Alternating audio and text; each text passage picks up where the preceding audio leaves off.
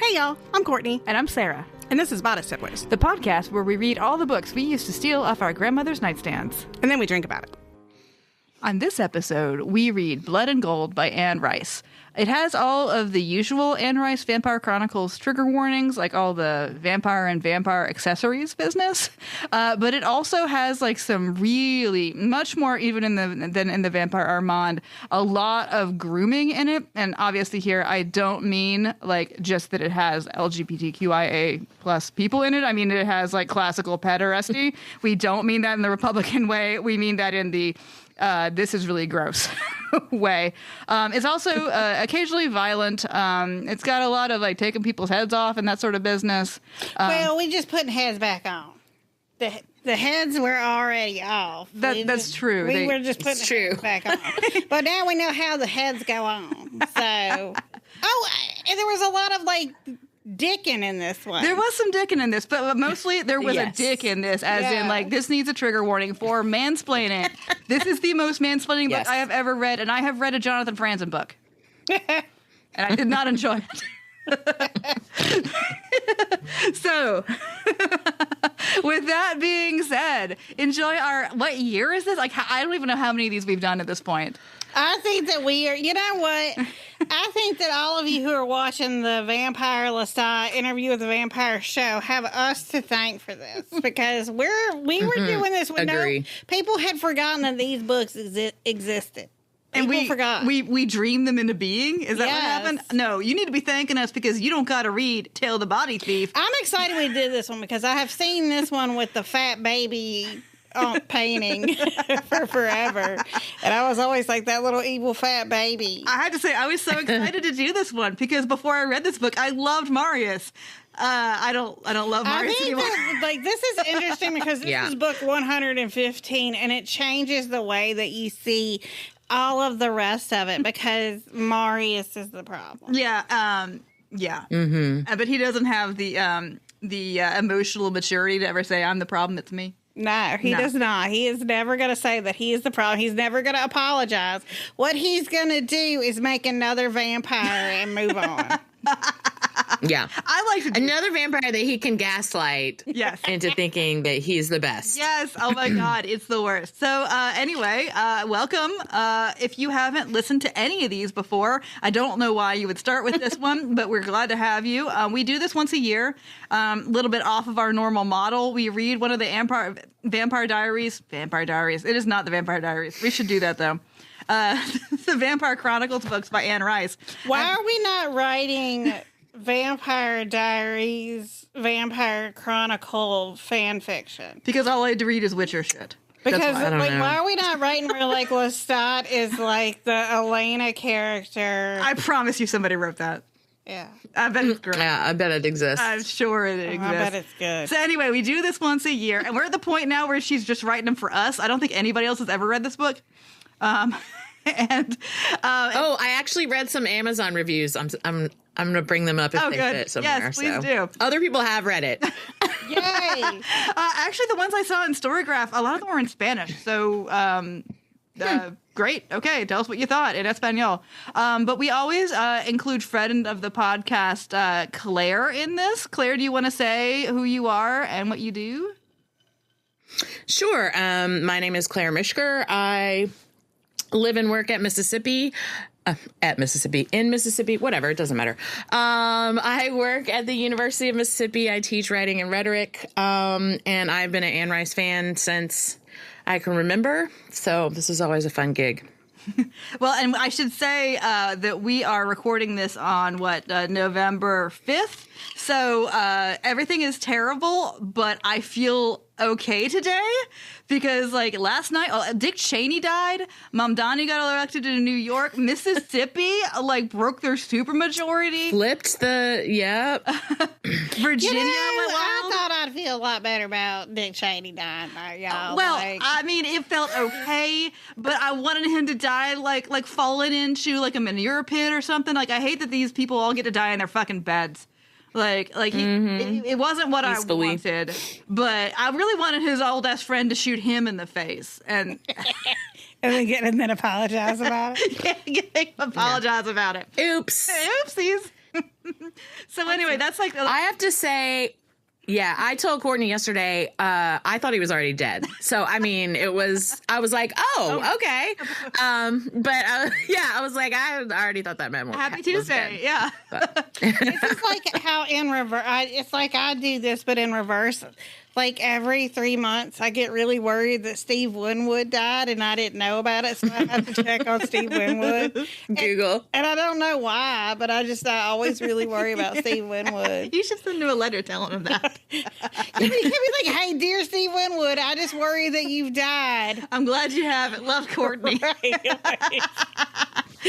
But I just wanted to say that because the last one that we did, we thought it was going to be so funny to do a January 6th episode because we weren't expecting to lose the election. And last night was the first time I've actually like seen any political news that didn't make me want to fucking throw up in a year. Okay, so it was honestly good times, and I'm not saying that I feel 100% hopeful, but I'm feeling more hopeful than I felt on Monday. Fair enough. Yep. Yes, enough. Awesome. So that's the context, like the slightly punch drunk context in which we're doing this. So this is Blood and Gold, and like in the past several of these books, it focuses on one specific vampire that we've already known. And this is Mansplainer in Chief Marius. And can we just hold on? But she does this she does the Anne Rice framing device. Yes, you can't start a book. You have to listen to somebody else's fucking. Oh, girl loves a frame story. She loves a frame story. There's never not one. I cannot think of a single one of these that does not have a frame story. That's what I'm saying. Like, why can't she just can't tell the story? Somebody's She can't got to just be tell like, it. "Hi, my name is Marius. I bet you wonder what my story is." Well, let me tell you. No. By this point, that motherfucker could blog. Like, the blogs were at MySpace. He could have had a MySpace account, like, with Marius's top 5 friends. And you know that once he breaks up with one of them, he's just going to put them to the bottom and create another friend. What do you to put at the reckon his top. bring back would have been? What song? What do you think his widgets do you think he had? Oh man, what song would it have been? Like, what is his song? Oh, it would be one of those really obnoxious 70s songs that's so fucking gross. The Young Girl or I feel like it's the I wanna kiss you all over when the night closes in. That one, that should be called When the Night Closes In, but it's not called When the Night. Yeah. Like, because he's listening to that, like, being sad that Akasha won't. Y'all, he finds a way to stay mad. Like, it's not, in this book, his big beef was that, not, because he's had plenty of blood from Akasha, but that she reciprocated with Pandora. and Lestat. Yeah. Lestat. Oh, And he's Lestat. very jealous about Lestat. But I think at this point, he was like, but it was just like, oh my God, what are you so mad about? Like, really, this is what you're mad He about? is so butthurt about so many things. He Ugh. is constantly. Well, he's just he's carrying around just like the whole world's load of like white man entitlement, you know, and like And even he's so though deeply he's a mediocre. white man, I guess. Y'all Oh know my what? God. We So, haven't- yeah. We haven't even said, hey, y'all. Hey, y'all. Well, I think we did do our Claire introduction. Yeah. I feel like we've done this 100 times, so we're not going to tell you about Anne Rice. You know who she is. And if you don't, then don't start on this one. Go back at least a Yes. couple because this Y'all one is know so what? deep. Skip into this it. one. y'all know what? No, we're gonna be funny. We still have not done, which is wilder than hell. We still have not done Interview with a Vampire. No, we haven't because we wanted to get right That's to the true. spot. So Yeah. no, we did not. Oh yeah, I did. Yeah. Oh, I wasn't. Yeah, and I didn't mean skip the episode. I meant skip this book. But Yeah. anyway, Yeah, this no, is but original. I thought about that because we have done every single one of them aside from. Oh, we have not done Memnoch the Devil. No, we haven't. But yeah, don't we're never worry. doing that. But we all over my dead body. Does she recap it again in this book? Shit, yes, son. Yes. Okay. So Yes, she does. we're Along with like 6 of her other novels, Yes. along with like every other novel we have already read, she Especially also Memnoch the recapped Devil. this. But the reason you should not read this book is, aside from the fact that it made me want to kill Marius, the undead. I'll try. I'll do my best. But also because this is obviously a book for the real fans because it's all about like, hey, Yeah. everyone know who Marius really is. It's lore building. Yeah. So if you, But- this would Yeah. not be your first book. But by I God, do no. think, like, I felt like what was interesting in some of the reviews I saw on Goodreads about it was that what people tended to like about it was so like world building. Right. It told you more about Marius. You learn more about like essentially the vampire religion that existed in the Druid stuff. And through having like Marius, you're essentially learning about like those who must be kept, and it's kind of like I think she realized like she shot her wad too early with killing Akasha off in like book 3 because I think like, she regrets that. Like that bitch was so iconic, like you know. And we'll never learn more about her really because who on earth is around who could actually tell us about Akasha? Right. Well, so about as a person, no one. right? So the way this starts off, there's this Viking vampire who they keep doing this, keep getting stuck in the ice. Happens a lot, like a professional hazard, I guess. But he wakes up and he sees like Akasha like kill all those vampires and shit with the Vampire Lestat that happened in the Queen of the Damned. So he wakes up and he's like, oh man, what the fuck did I miss? And all I can think about is, and it turns out to be Maharet, if you remember her, of the sisters. And see, this is why this should not be a first one. But he has like this, he got made by Maharet. And he's got this weird fucking relationship with Maharet. Like, he wants to kind of kill her, but also, like, I don't know, tongue her down. I don't know what's going on there.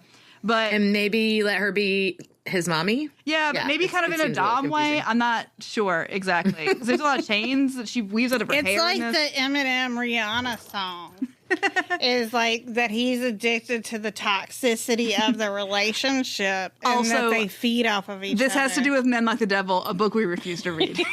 So he comes out of the ice and he's like, hey, Marius, what up? Because they're in like Norway or whatever. He's like, oh, you fell in some ice too? I've been in some ice. And he sees Marius' amazing house, by the way, which does sound really nice. And he meets Daniel, the guy, the interviewer of the vampire, who is really into model trains right now. I swear to God, the book has not fucking started yet. I read it on my Kindle. It's 10%. So remember, Daniel was hanging out with, on Fuck Island, right? Yeah, with Armand, and then Armand is still stuck under some. Armand is like stuck under some awning and like a tire that's been frozen to like a roof. These people, like they're just incapable. He's stuck under this thing for like 6 weeks. Meanwhile, I believe Lestat is still gathering dust. I'm not sure, but so anyway, Marius like. After all this shit, they go out, they go to a bar, they do some dancing, and the book has not started yet. Marius is like, hey, you want to know the story of Marius? And old Thorvald, what the fuck his name is like, sure, tell me the story of Marius, and then the book starts, yo. What was interesting about Thorn, I felt, was that you got to see somebody else, like, with this... Like, his perspective of being a vampire was wholly different than anyone else's. Like, he doesn't kill his victims because he doesn't have to. He's like, yeah, just take what I need and I move on. Like, he's like, that motherfucker, like, he unlocked the code. Like, he's, like, got the, like, whatever the Scandinavian word is for, like, cozy light. Like, he is... Yuga? Are we still doing that? Yes. Yuga? He is, like, doing that, like, on the vampire level because he's just like, yeah, I don't have to kill people. Well, some of the others, I thought Louis did the little drink too. A couple of the others do it. Yeah, but Louis did the rat. Yeah, Louis ate animals a lot. Yeah. It's sad. You know what? I really liked Thorn. I mean, he like too. his weird bookends. I mean, I know we're going to talk about the end, but like I just I think I finished it most recently earlier today. So, like his like vibe at the end is weird too. Like he's like a total Viking guy, like.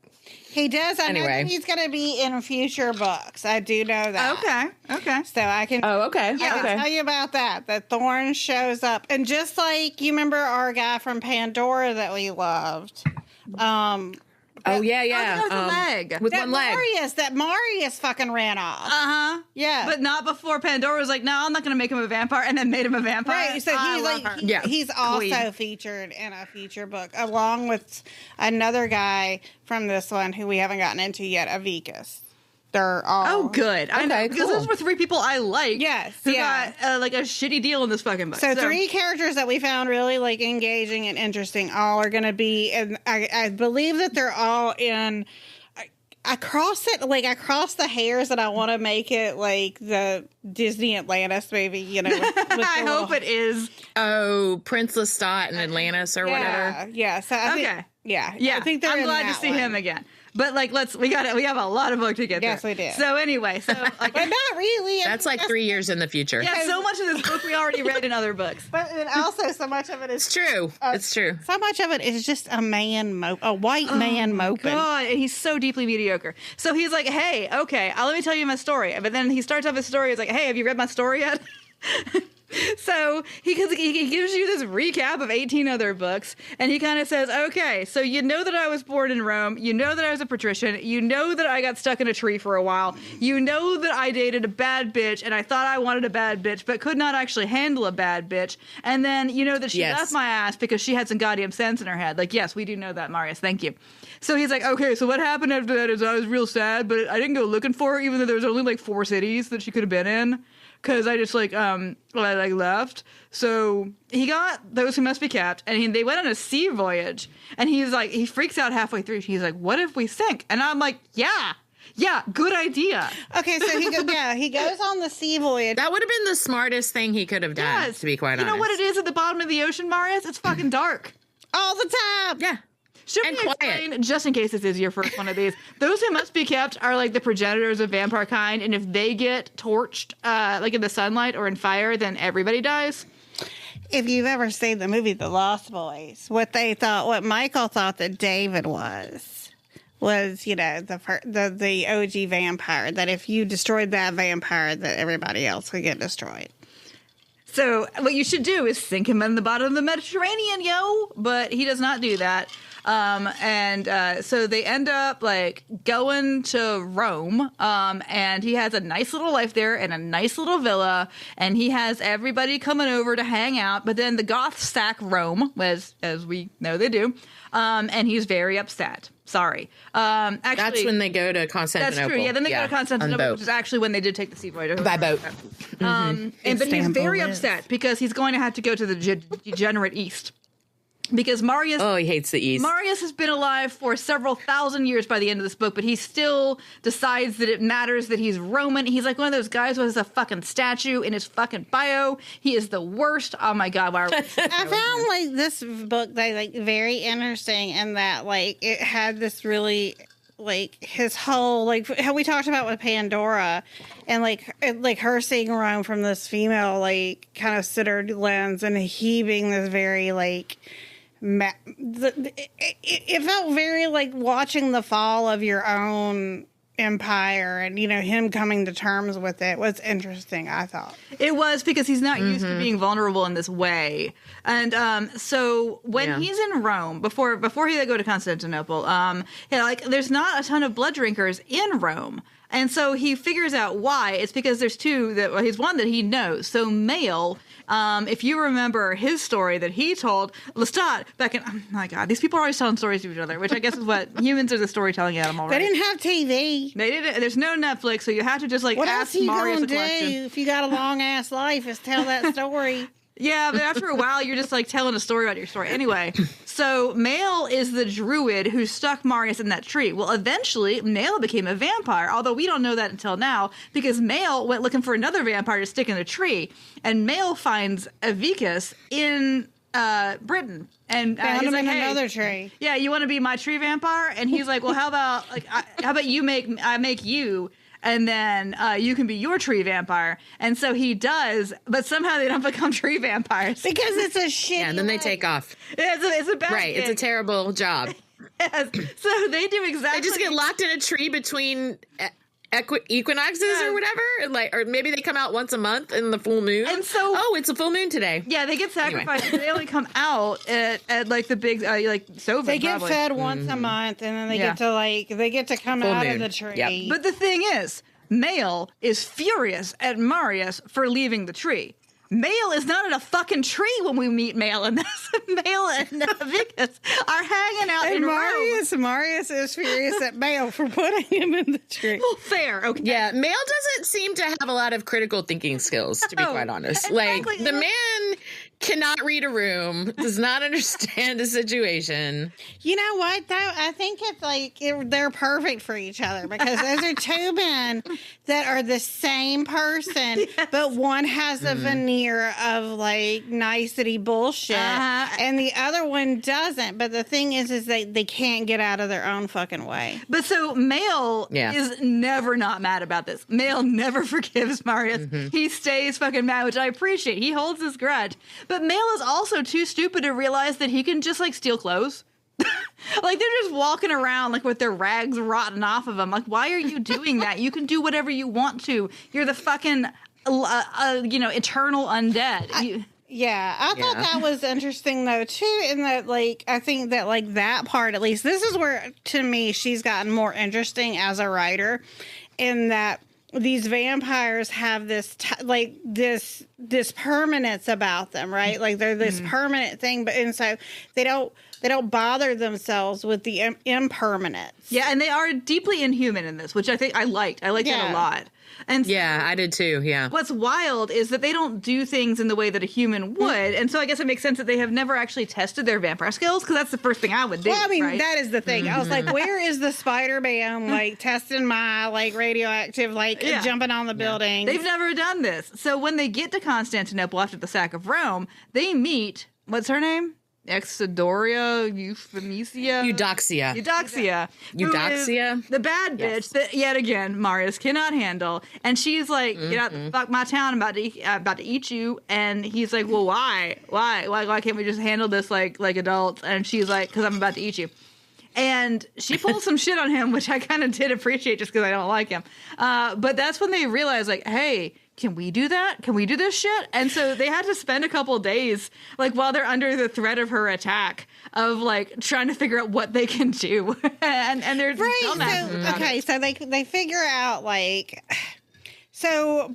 That's when Marius figures out he has a fire gift. Yeah, he right? gets people on fucking fire. He gets so mad he sets them on fire, and he had no. How do you have no idea that you can do that? I mean, that's I would crazy. find that out tomorrow. I would get that mad at Oh, exactly. In traffic, I would find that out. Yeah, Donald Trump would not still be here. I can promise you that. I think there's I remember. There's so much about this book that I was like, I can't believe y'all didn't think to do this. Yeah, they are just not. They're not being vampires real well. All right. But no, so they anyway. suck at it. They suck at it. All right. So, but here's the thing: is that in Rome, they had an altar, and this keeps coming up continually, throughout the eons that Marius is living. Here's the thing: he gets plenty of warning. Just like a man, there's plenty of warning signs about something, but he doesn't fucking take it seriously. So every time.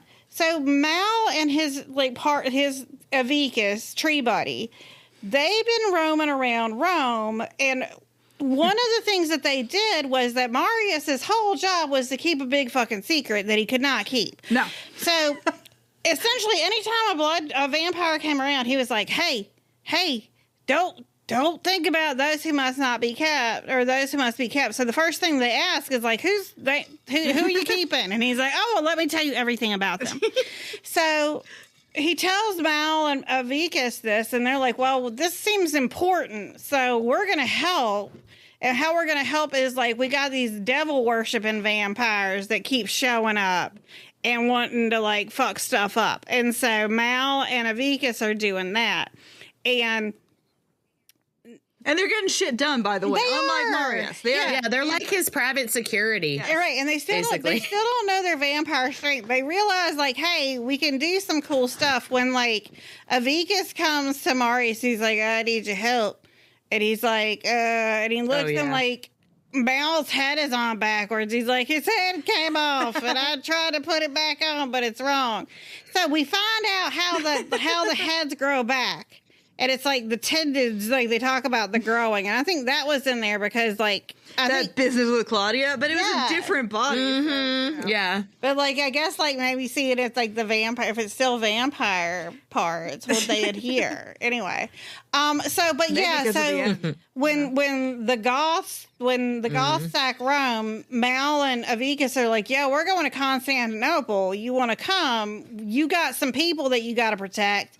that you're not supposed to tell anybody about. And he's like, oh, yeah, yeah, I'll come with you. And that's why they're on the boat. Yeah. So that's just to kind of give, like... But so, okay, when they get to Constantinople, they have this dust up with this woman, this vampire, who pops up. She stops the whole narrative for like 50 pages to tell us her entire backstory, which does actually, she did meet like those who must be kept, all this business. It's interesting, but the whole narrative comes to a screeching halt, and then 30 pages later, she's already dead, so it doesn't matter. Right, but what we needed to know about her was that, like, she was the Wilhelmina Ford of vampires. Like, she didn't want you unless you were 16 years old or younger and hot as shit. Yeah, so Marius is not the only groomer in this. Like, she's got, like, these lissom young men, and then when she dies, well, and she talks about... I didn't mean to interrupt. I'm sorry, but, like...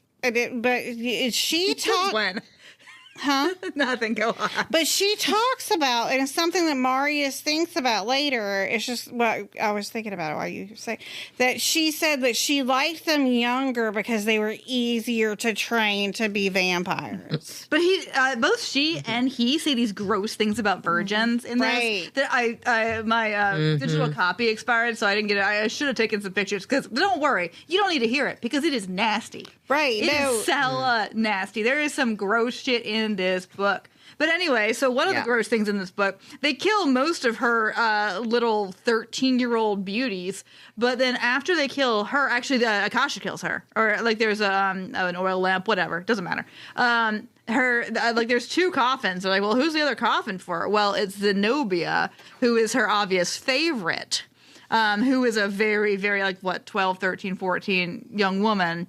Who prepubescent, like that androgynous, like the whole, like what we've seen. But they kind of adopt her in a little bit of a way, except that Marius is like, well, I can't stay here. Like, and everybody's like, why? Well, I just can't stay here because it's like Eastern and people sit on couches and shit. I gotta go. That motherfucker hated a couch so goddamn much. He did not like it. He hated that couch. Should we mention that he keeps painting gardens? Because it's boring, but it's true. Oh, yeah, he's like Lord, so much painting. He's like but I think what's interesting is that she does a good job of being like, this is not a skill of his, it's just vampirism. Yeah. Is like... That I buy. He doesn't want people to see. He's careful because he'll do it in front of people, but he does it too fast, so he has to be careful about it, or like he'll listen to people's critique because he knows that, like, no matter what he does, he'll never have that inherent genius. And he does care about inherent genius. Which we'll talk about. We'll get there. But, like, also, like, he keeps painting these women and fawns and satyrs and everything, and everybody's Pandora. He's like, oh, Pandora. Oh, Pandora. Never goes and fucking looks for a bitch. Doesn't send any letters that he could have can't send. You know what? Here's the thing. He's been sending moon messages or whatever. Here's the thing. The thing that cracks me up about old Anne is, like, the names that she gives shit. Like, it's like the dark gift or, like, the mind gift. The mind gift. The cloud gift is the worst one. Oh, yeah. God, I hate that. Just say I love it. Just say that you fly, idiot. I was like, I can fly. You're the great American hero. Cloud gift. Cloud gift. But, like, so, like, why can't you send some I'm sorry's out there with your mind gift instead of, like, oh, Pandora. And then I don't also appreciate when we find out, like, where she is. Of course, she's with, like, a bad dude. And I'm not sure that she is, but we'll get to that. Yeah. We will get to Yeah. Anyway. I mean, he automatically thinks she is. Yeah. I was like, he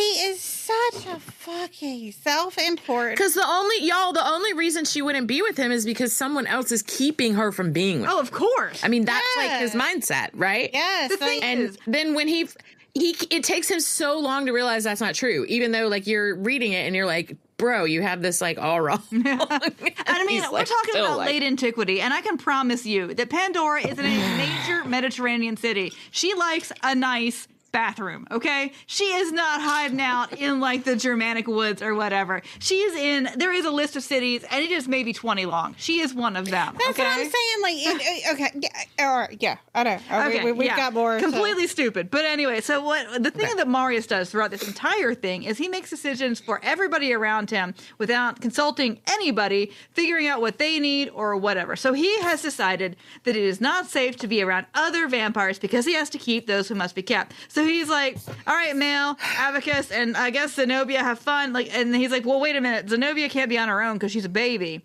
and they're like, okay, so we're gonna hang out together. Like we bought a house. We bought a house together, motherfucker. And he's like, oh well, yeah, but I gotta smell you later. And just like the whole book is like self-sacrificing, and it's so ridiculous. I mean, that's the whole thing. Like that's why he's so jealous of Lestat. That's why he's so jealous of Pandora, because they have a different relationship with his statue girlfriend.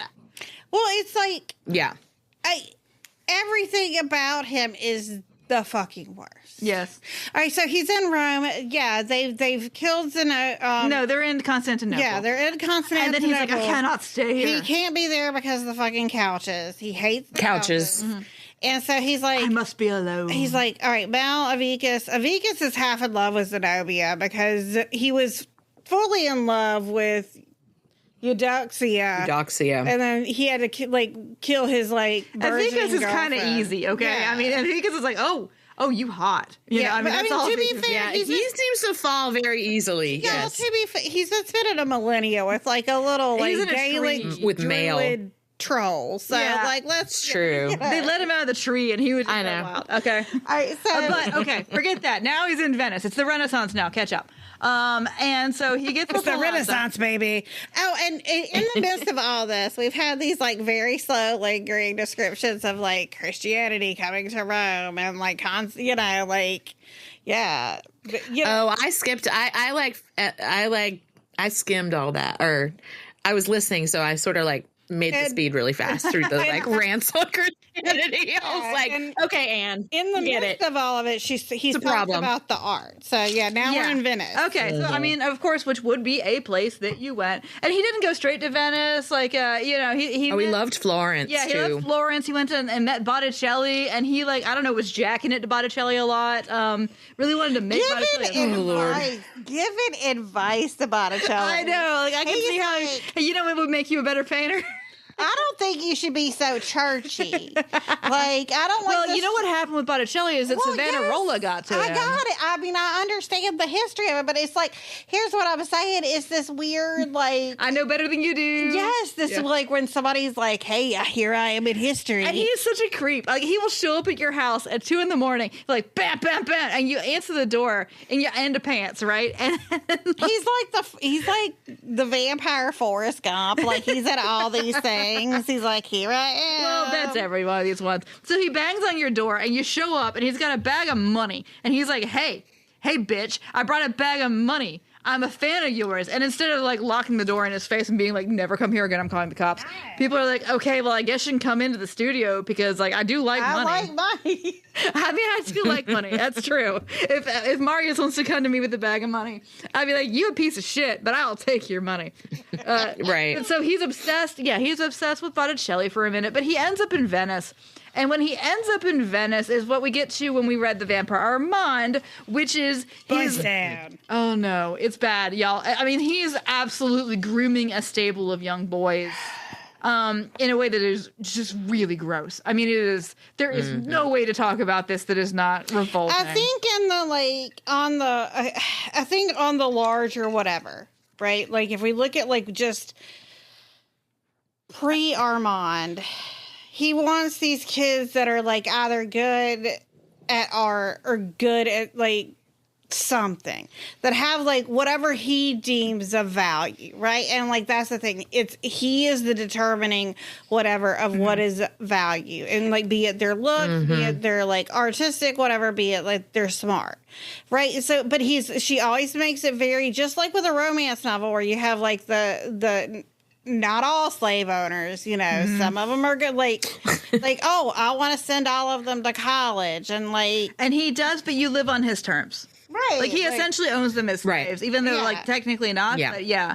And so, and it's hella gross. And I mean, he's not having, I guess, penetrative sex with them because vampires don't really do that. Although but Pandora then he tried. is. No, but here's the thing, it's still very. He does with Armand or Amadeo. No, I think they just kind of rub their chests together. I mean, but here's the thing, it's talked about in a sexual. It doesn't matter. Yeah, it's sexual. But yeah, it is sexual. For the first time in one of these books, she talks about. He has had he is not just doing this for their essential gratification on both ends. to me. Yeah. Like, Yes. Marius is getting something out. Yeah. Oh, he is. Yeah, for sure. And, like, I'm not saying that, like, what I'm saying is, like, it doesn't necessarily matter, like, if the slot is going into a tab, because, like, for the first time, she's writing about it as, like, an enjoyable thing that Marius is and it feels damaging. in. Like, it doesn't really matter, actually, and they aren't clear on what the acts are or aren't. It doesn't really matter. But it's, like, it's weird because, like, it's the first time she's ever talked about, like, vampire sex as, like... Well, no, that was in Pandora, and, like, they did do it. Like, they Pandora's like, put that in me. And it was but, like, what I'm saying is, like... Marble vampire dick in me. I felt like he... For whatever it is, he and Armand, Marius was enjoying that as much as Armand was. Which has always been, like, they've always been, like, the vampires have been sort of our service tops, you know, and that they're kind of, like, providing the service, but they're not getting anything from it. But in this, you felt like, yes, he was getting there was a pleasure of the flesh in this, which made it grosser. Yes, and that's the thing. I am not negating that this is upsetting. No. But I'm just saying, like, what was interesting is seeing her make that tonal shift. Like, he kind of lost himself to Armand, you know? Yeah. Like, more than to Pandora, for sure, because Pandora was an adult, and so Armand had that again, super gross thing about virginity, by the way. Okay, so when he goes and finds Armand, he's roaming around Venice, you know. He buys Armand. Well, yeah, Boys Town is happening, and he hears, like, he hears the status little waif boy, you know, like... Basically, like, the boy version of Cosette doing his, like, castle in a cloud kind of. Except that he's like, in a brothel. Yeah. And so he goes and he buys him, and he buys him essentially because he sees him and he sees that he's so beautiful, but also he sees what Armand was made to do in Russia. Like, you know, the monastery of the caves. Yeah. And he was like, oh, well, he's a Botticelli. I'm going to make him paint. And, you know, but too bad, like, fucking Armand is a whole person with trauma and, like, doesn't want to paint. And a lot of trauma. Yeah. And he's not. He's enough trauma that he can't perform. And he's acquiring more trauma right now, Marius. Oh, my fucking God. There's this whole gross business with Armand, and it goes on forever. And there's also, that reminds us about Banaka, that's the breath spray. Bianca, who is Armand's little friend. Remember they had this gross threesomes in the Vampire Armand? Right. And so again, just rub it up on you Marius? feel like Marius has not felt this whatever about someone since Pandora. Yeah, he's like, forget Pandora. It's all Armand now. It's basically, like, from, like, all of the descriptions is that Armand essentially looks like one of these kind of Byzantine, like an icon. Like, he is so luminescent and, like, just such a beautiful, ethereal thing. And then, again...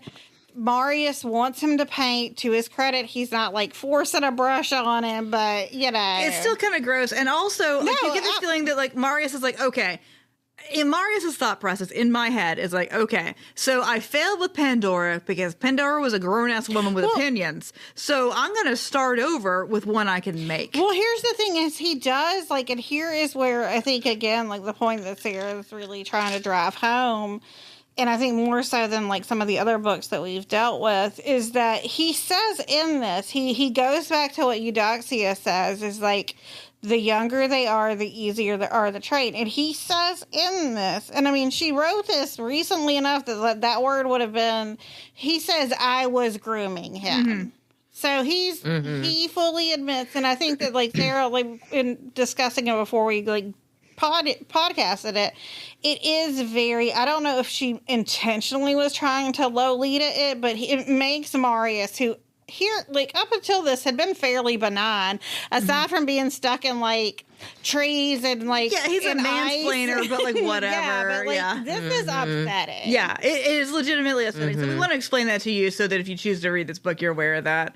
But and so as we know from the Vampire Armand, the book, which we're recapping again in this, I was so irritated during that time. I'm like, I already read this book. Why is this like 3 chapters right here, or however long it was? It was longer than that. It was ridiculous. So he gets what? Oh, I didn't mean to, like, but remember, hey, way back in Rome before it got sacked, and we had those guys that Avikas and Mal who were doing that work. They were doing that work about that situation that Marius and Marius actually had a discussion at that time with Santino, and was like, "Oh, okay, yeah, this is gonna be a problem." So Santino is the leader of the satanic Satan worshipping the Satan worshipping vampires. Well, their thesis is that they're put on this earth. But they're not actually Satan worshipping. They're actually very God religious. They're like, well, we need to make you believe in Satan. They're like the satanic cult of vampires. Yeah. But here's the thing. They have been not a new problem. Marius has known about them since the Roman time. They're an ancient problem. Yes. Right. And so when he is in Venice, Boys Town, Santino, who is the head of this Wait, first, okay, I was thinking the same thing, but wait, we had to give it a little bit of a pause, because before that happens, Armand gets vamped for a truly human dumb fuck reason. There's like some dumb duel or something, and he gets poisoned. So what happened was that Armand had Marius had been waiting. He wanted to wait. He got Armand when he was about 14. Armand is now 17. So he's a very evolved groomer. He's gonna wait until he's like, I don't know, could grow a beard. So, but then what happened was that Armand is just too beautiful, and an English duke became obsessed with him and was like, if I can't have him, nobody will. And so he poison arrowed him. It was a duel, or it doesn't matter. A sword. Well, Armand was fooling around with him. Like he was like a dalliance of Armand. I think like it he would go out at Bianca's parties or whatever. It doesn't matter. Yeah. Because the point is, Marius, it was in the book. I just don't remember it. No means no, and no to poison blades means no to poison blades. The important thing before we get to Santino again is Marius has to vamp Armand, because otherwise he's gonna die. So he's like now bringing him up as a vampire son. And also Marius runs into somebody from the Talamasca named Raymond. Raymond, you look constipated. Hey, Raymond. And this doesn't matter at all. What's his last name? Because he used his full name the whole time. Same way that Gertrude Stein. Hold on, I'm going to look it up. Gertrude Stein. It doesn't, Yes. Yes. I fucking hate Gertrude Stein. Raymond Gallant. He's like Raymond Gallant. Raymond Gallant. So anyway, government name every single time. He meets Raymond Gallant, and Raymond Gallant's like, I know what you are. I'm from the Talamasca. Here's a coin and shit. And Marius is like, thanks. I will not be talking to you again. But of course, but then he's like, oh, but BT Dubs, I'm gonna come get in your rooms. Have you heard of another vampire lady? You know what? I don't know the words for it. I've heard it sometimes in different languages. I don't understand. It's something. I'm sorry, but maybe that's something I should say to her. But have you heard of this vampire lady? Yeah. We know who she is. She's awesome. She's in a bad relationship. I feel like we should say that this is also the first time Marius has ever heard the word vampire, because Raymond Gallant introduces it to him. Because the Talamasca uses it, and Marius has been calling himself a blood sucker, a blood drinker. Blood drinker. Maybe that this dumb motherfucker has been so obsessed with Botticelli that he never looked up the works of Da Vinci and found out the word flying. So he was like, cloud gift. I go up in the cloud. So anyway, these birds have the cloud gift. These things happen. Put a pin in them, because then Santino and his group come in and kill everybody and set Marius on fire. And Marius is on fire, and he's like, everything is fine. Oh wait, holy shit, this is not good. Oh no, I can burn? he kind of is. He's like, well, is this how it ends for Marius? And he just jumps. I really like. Yeah, but there was a moment, I think the line is something like, I realized my blood was a boil, or something or a fire, or something like, and so in my head, I imagined it he was just standing there on fire, and all of a sudden the inside of his body was also on fire. It was good. It was actually legit. Okay, dude. But so he crawls into the canal, this dirty ass motherfucking canal. Wait, this is a Claire question. Do you imagine every time I hear the name Santino, I can't imagine anyone else. From Project Runway? Oh yeah! Absolutely. Oh my god! I love Santino so much. Absolutely. So it's like all I imagine. Absolutely. Is like that That's literally At the Red Lobster. that fashionable Yep. motherfucker, like plotting to be like, with his like stringy curly hair, and he's all God. tall and has his long arms. With his face. Oh yeah. Him. Yes, I loved him so much. That is like every time I read him and Santino. Austin had a little show for a little while. Yeah, they did. They like went to the country or something. I saw Austin Scarlett in New York City. No. Stop. So the most famous, That's like amazing. the people that I have seen, like the famous people that I have seen in New York, is R.I.P. No, I don't care about these people. Tell me about Austin Scarlett. No, I was walking. I was towards Midtown. I believe that we had left one of the, not Grand Central, I can't remember the other, Penn Station, and we're walking from Penn Station to Times Square, and so that's right around like where Tish and all that stuff is, and so there was also Scarlett, and he like had the complexion, everything. He was like, remember when like his like shitty model who everybody loved was shitty, or like Santino's? I forget. Yeah, but he had to model like the Postal Service thing. Yeah, and he did it as good as he could do it for somebody else. I really like. Yeah, but it was like, and I was like, that's a great season of that show. Because it was like, good. It was me and Christopher. I think we were there like for the day to go see a show, and I was like, that's Austin Scarlett. He's like, who? He like, and it was so, because like anybody else would have been like, oh my god, yes. And it was like I was with like this person that had no idea. Oh no. And so like I finally get to tell it to people who are excited to hear it. I would have peed my pants. Amazing. Oh my god. I was like, yes, that's. I'm back in the day. All of a sudden, I'm like, I'm back in the NAM. Only it's a cool NAM. right. So, but here's the thing. I kept imagining this. Santino, Yeah. I did too. And he made it a lot more jocular. Okay, so Because what he does is murder and kidnap all those boys. He murders Vincenzo, who is the elderly Boys Town corraller.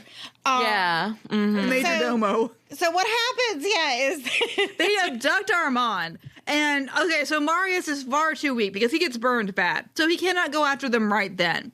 But so what he does is he crawls into the Who Must Be Kept's little, like, whatever. no, he's still in Venice. No, that's true. You're right. Yeah, like, he crawls into his little coffin town in the basement. And then he's like, well, what do I do fucking now? He mind gifts Bianca. Yeah, so Bianca comes and she's, like, taking a gondola there. And he's like, hey, don't look. But, like, hey. I imagined him looking like a burnt marshmallow when you're making Yes, s'mores. exactly how I'm I not even kidding. Just like all crinkly, black, crackly on the outside. Like Wade Wilson, but crispy. Yeah, but burnt. Yeah, crispy. Exactly. And so, but here's the thing. He's like talking to Bianca, and she's like, BT Dubs, you're not sneaky. Armand told me everything. And two, like, here, she's like, what if we did this? She's like, what if you made me a vampire? And then I could go get you victims. He's like, that's a great idea, but what if I made you a vampire? And then I did what I should have done, which is like, just take the gondola guy, R.I.P., and eating him. Well, he has to because he tries to make her a vampire. He hasn't got enough blood in him.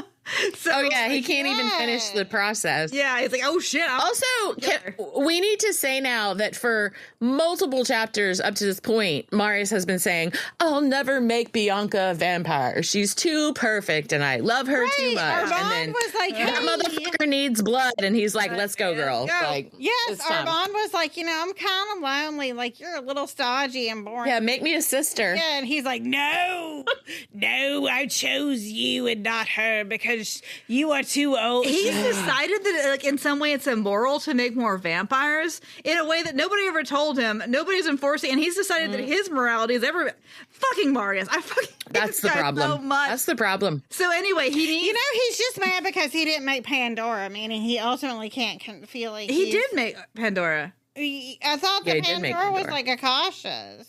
Well, no, Because he made her, because- and then Akasha drank for her. Because remember, he kept saying Right, the she did thing from of Akasha. like, I'd never made a vampire before in this one. No, Like, no, no. He made him a door. I feel like that he, in his mind, thinks Akasha made her. No, I think that Pandora. Well, he was can't dying communicate because with her. Yeah. Yeah. Like that was another. Okay, so if you hang out with Marius, what's going to happen is that some asshole's going to come over and stab you, and then somebody's going to have to make you into a vampire. This happens all the fucking survive. time, Everybody. all the time with Marius, and this has never happened once to me. So I don't know what he's doing wrong. But anyway, so he's still all crusty, so he's like got a cloak and a mask and shit, which in Venice, I guess you can just do. And he's just rocking this fit.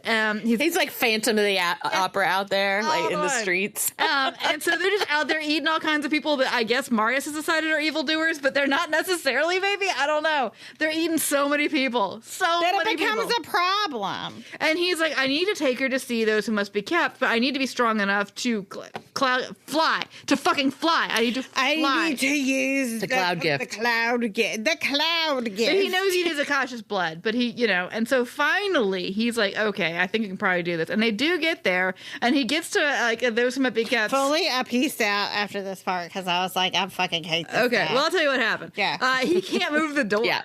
I mean, it does make perfect sense that, like, the very simple mechanism he has. Yeah. The very simple mechanism he has to keep those who must be kept away from mortals is that he just makes a door that only a vampire can move. And that's good. That's smart. But now. Well, and sometimes he says what only he can move. And so, like, I'm just realizing this is basically a metaphor for Marius, is that he's made this door that only he can open, and then he's so fucked up that he can't open it, and he's just like, oh no, I guess it's over. And that's like his whole problem, is that he's always like, I know best, and then hilarity does not ensue because he like doesn't. he's so, Anyway, like God, he's the dumbest. so irritating. Yeah, you don't have to be smart to be a vampire. Like how did going back like No, here's the unfortunately thing. not. These books sort of fall out of my head like a Fast and the Furious, like right. But like here's the thing is like I went back and I was thinking about it, I was like, oh yeah, well Marius, he's sort of jockey, like, but like then I was like, no, he's not a jockey, he's like the brain, but like he's the Not the dumb. brain. He's so stupid. he is y'all. He's so Paul Walker dumb. Because Like he's so Paul Walker coded dumb. Like he is so every decision he makes is James Vanderbeek, and like it has never occurred to him that he might be wrong, which is an important part to making good decisions. but again, it's not even that he's like he's so Varsity Blues level wrong. No, I know he's so fucking stupid. Yeah. That's Rome, baby. I know, but it's like Just give me he's like the half a glass. dumb. Okay. Even at like the end, he like towards the end when he meets some new rando and he's like, I'm Roman through and through. And it's like, bro, you're like thousands of years old. And I think it really is. I mean, we've read enough of these books to realize that like it's a quality of Anne Rice's vampires that like they can't evolve. Yes. Like it's like no matter how long they're alive, like they can look like they evolve and they can wear the right clothes and they can buy the TV and they can do this, but like they cannot ever evolve from like when they were made a vampire. They're like elves, and that they have no genuine creativity. Like I'm thinking about in the Vampire Armand, Right.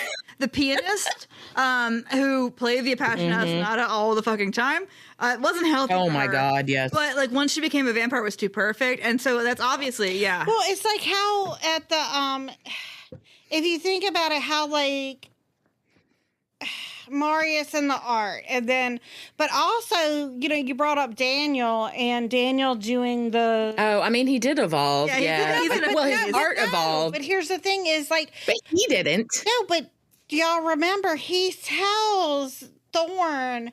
He says, "What do you think of it?" He says that Marius says it's not art.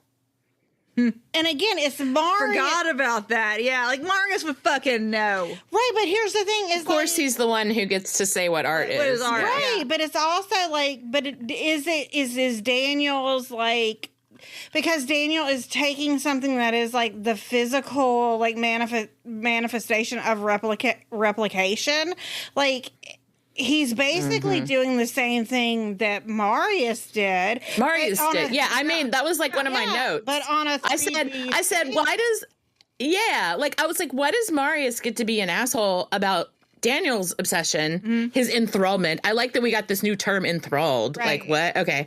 And when he is obviously enthralled with painting, and that's how he like soothes himself through the centuries. He paints most the of the same time thing on the same wall all the time. the same Right, thing. and Yeah. so you feel And it like just that's changes what- in the style of whatever the art is of the time. Like, that's the only way it So I was changes. wondering if honestly the Daniel thing, where the whole vampire thing about if you just throw a bunch of sand at them, they had to count it. Right, but see, You I know? feel Yeah. like that's like it's Dan. I mean, here's the thing: it's that Marius had his enthrallment, and because he like, but here's the thing: is, enthrallment special. but no, it's like here's the thing: he says that he's not an artist, that he's just recreating, and I guess that's what Daniel's doing too. But like, also, I found that interesting that like how.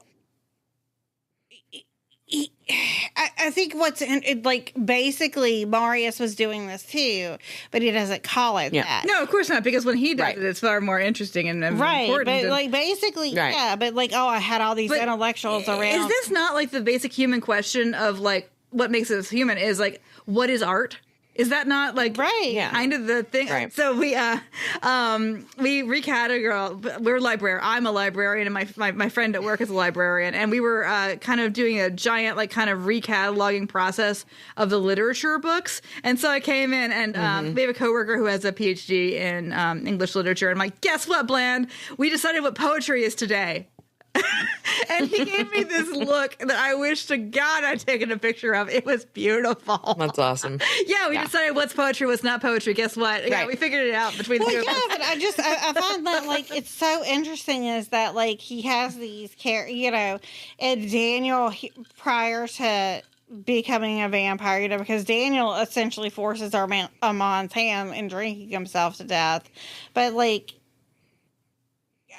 Again, like Marius takes in these people that he feels he can just lord over. And see, the one it didn't work with was Pandora. Right, but again, Pandora Because she was a fucking grown up. and also like here's the thing. Oh, and here's the thing too. We didn't get into it. Our guy, it wasn't even that long before he like he finally gets his face not like gross, and he's like, let me go see what my guy's doing. The love of my life, the newest one. I'm gonna leave him with these rat infested like fuckos. Well, and he's like, oh, Akasha told me not to go after him. Like, oh, I'm sorry. You decided. Because, like, when Akasha speaks, it's like sort of a still small voice like God. Yeah, you just decided that Akasha said you shouldn't go after Armand. Okay. Okay. Wait, I don't remember that. Yeah. What? Okay, well, that doesn't matter. She said don't go But- after him. Yeah. Oh, I didn't remember that. But yeah, no, that was like, again, it's just like Marius being the arbiter of everything, because he's like mad that Armand is like, when he finds out that Armand is has like drank the Kool-Aid, per se, and has like Stockholm syndrome, has like become one of the children of the night, and then the leader, blah, blah, blah, whatever. He's mad because he's killing innocents. And that's the line. Like, 'cause I get that's it. the I line get it. for Marius. And, okay. Exactly. You didn't pick a young man off the street and both sexually and emotionally and intellectually and culturally groom him and then make him a vampire. But sure. Morally, like He ate a few morally innocent people. corrupted the kid. Yeah, but okay, so we should say that we do find out what happened with that, not because Marius ever goes to find out what happened, but because he goes into a monastery and like puts the whammy on some old monk and says, "Could you send a letter for me to the Telemasca?" Like didn't even like go. No, he did not go find out for himself. He never goes to Paris. He didn't even like go to Rome. No. Like he could have gone to Rome and just looked around and how he does, how he like finds other people if he can't get in their head, He's so much the whole thing stronger just than like these guys. Yeah, I know. Right. And he used as an excuse the whole time that he was still hurt and he was still healing. Motherfucker, you can fly and you can burn other vampires alive. You are not still healing. You're think fine. what's Like go to interesting Rome. Is that God, he's like, irritating. I would like for Christopher,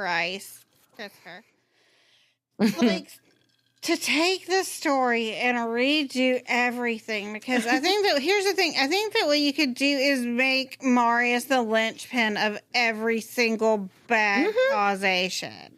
Yeah, because when you look at what's wrong, like when Lestat wakes up into vampirism in that awful, like, you know, he's made by a guy who immediately throws himself in a fire. It's the theater of the vampire business. And then he's, by the way, at least they have figured out that they have a rule you can't make a child vampire by then. That's progress. Here's the thing. You can't go get the person that you are, like, a de facto father to. Like, who you know has very specific, who has told you, hey, I have a very specific trauma related to religion and being locked up in the dank, dark places and thinking this is the best I'm ever going to get. You know, like you weren't like, oh, maybe I should pull somebody out of there. That your constant inaction is insofar that you probably, like, maybe if you had people around, like vampire, like trusted people around Akasha and the other one that, like, and kill. That, like, maybe you, when you finally showed them TV, they didn't just go insane. Maybe if you had like kept them around the living or something. Yeah, well, the magic of the isolation was the problem. Oh, okay, he's an abusive boyfriend. Yes, the isolation is the problem. Yes. He isolated them because he thought that was best, and also so that he could be in control of them all the time. And I had this thought at the end. I know we're not there yet, but there's some part towards the end of the book where Marius is recounting his private island that he had, where he took care of those who cannot be. Sound familiar? I made a note. I was like, have we ever talked about how Marius basically gave Akasha the fucking idea to do what she did, where she trains a whole island and has them obedient to her? I don't know, y'all. I completely agree. I don't know why it took this long, but he has been the problem the entire. He's the whole. He's the big bad. Of Anne Rice. Yes. As far back as we know about vampires, we kind of have two locuses, I guess. We have Egypt and we have the Gaelic trees. And those are not super healthy, but they are kind of culturally specific to themselves. When Lestat is made in this ghastly, nasty, stank-ass dungeon business, and that's all the vampires know is ghastly, stank-ass dungeon business, you know whose fault all that is Marius. Yes, Marius is responsible for all of that. Now, he has nothing to do with the original vampire business, and he has nothing to do with the trees, but everything after that is on Marius. Exactly. And he did nothing. He could have done something and all the rest of the time. Okay, fine. Maybe he was too sick. I don't fucking care. But he had centuries, and he did nothing. He did nothing. He just got stuck in an ice cube. Fuck that guy. You couldn't found a vampire, something. I don't know, again, going back into all of this, I think what's interesting too is maybe, I do want to know maybe a little bit more about Anne's whole, Marius is written from a way more, for a whole ass vampire from the Roman times who is stuffed in a whole tree, this is a crazy realistic sounding man. Yeah. Oh, yeah. I know think this man. That's the thing is he is triggered. Right. We all know this guy. Or several of them. On a certain level. Oh, Courtney and I knew one that he had tore up our women-led activist group on the last election. What's so crazy is versus any of the other ones. I'm not going to say his name, but some of you know who I'm talking about. Yeah, but also has a beard. But what's so crazy is that in all of her other books, these characters, she's been a little bit in love with. She fucking hates this guy. Well, good, because we did too. No, but don't you all feel like she does not like him? No. She's I feel unlikable. Okay, but hold on. I had the thought a lot that she might actually be writing herself or working through things about herself. Maybe an entity. That's what it felt like. Great to be able to go through life like this. This would be amazing. No, but I feel like if I were a man, I could do whatever I wanted. Yeah, I don't know, but he is very I don't know. In some things, he's well, this is how I am, and I did it. So I do see what you're talking about with that, but I just feel like he's where she very much writes in a twat, she was Twilighting before Twilight was Twilighting. Like, she very much loves all of her other characters, but this guy. She loves Lestat. I was shocked at how much I enjoyed Pandora because, like, she never writes a mature female character like that. I was like, give me that. And then I read this book and I was like, fuck you, Anne Rice. But I feel like here's the thing. Well, I think it's a good book. I think we don't like him, but I think it's intentional. I think it's intentional. I feel like what she has done, I do too. I think we're not supposed to like him. She has effectively but I feel like done her job. Yeah. Just putting it in this perspective. And we'll get more into that in the questions. Yeah. But okay, after this, the book goes real quick because and then it goes boom, boom, boom. Yeah, Armand has been now effectively replaced by Bianca. Yeah, so, Bianca. that's great and all. But really, like, all of a sudden, like, I guess maybe not well enough because, like, Marius is like, Pandora. She didn't want your ass, bitch. She could have found your ass at any time. Okay? At any fucking time. You don't move that much. You're still in fucking Italy. But anyway, so he is dying to find out now where Pandora is, and he's just hauling Bianca behind him and acting like, that's real cute, baby. You're a grown-up. You know, I mean, that's essentially the vibe you get from it. So he's very much a man on his third marriage. Very. Oh yeah, he gets ickier and ickier. Like when that part started where he's about to tell her that they're going to Dresden, and you know that he's about to tell her that they're going to Dresden, and you're like, you son of a bitch. You know, like, I just got like so mad. He's like, guess what, baby? I found a new city for us to hang out in. It's gonna be so fun. Like, not telling her that he's going there only to find Pandora. I mean, it's just so shitty. He goes to this Talamesca mother house to find out what they know about Pandora and finds out that they do not, this is so fucking upsetting. They do this, I should have mentioned this in the trigger warnings. She's with an Asian vampire. And they say this, they just say the Asian man, the Asian vampire, whatever. His name is Arjun, okay? I don't know if he's good or bad, but he's he has Indian. a name. Okay, he's Indian. He has a name. His name is Arjun. But anyway, they keep on hanging out around northern centralish Europe, and they keep on kind of going around, but they always kind of circle around Dresden. So he's like, okay, I'm going to buy us a castle, and we're going to go to Dresden. You'll love it, Bianca. A schloss. And then finally, Bianca fucking finds Pandora for him. And then he's like, Pandora. And he goes...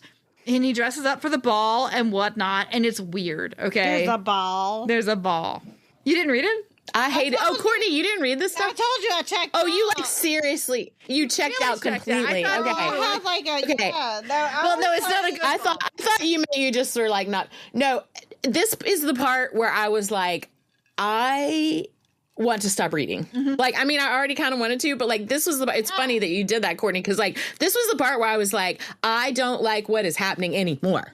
I don't want to read this anymore. I feel like I really got, and it wasn't, I mean, I honestly, like, it like work stuff, like, but I don't, like, Armand is like my dude, and like the disposability, you know what it was? It was like, I felt like Armand in a way, like, for me was like, you hear so much of, like, he was like those, I'm not like whatever in it, but like, it was too, like, I can't watch like a Dahmer thing because the disposability of young. No, you're right. No. Yeah, and it was like, when you buy a boy slave, it's not just for a season, it's for life.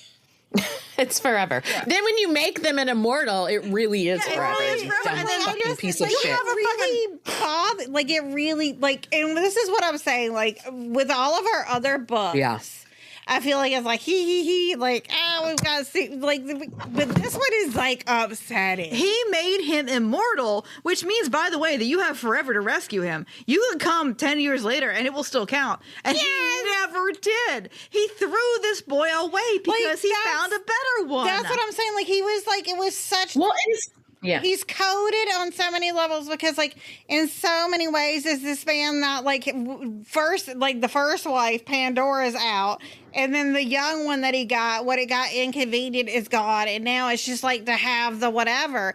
And it's like, he's such a real piece of shit man. You would think that Armand was dead, but he's not dead. He's right there. Right. He's, like, one country away. You could cross one border and go say hi to Armand. Yeah. So Pandora is in Dresden, and Marius goes to see her at this ball, and no, you don't find out.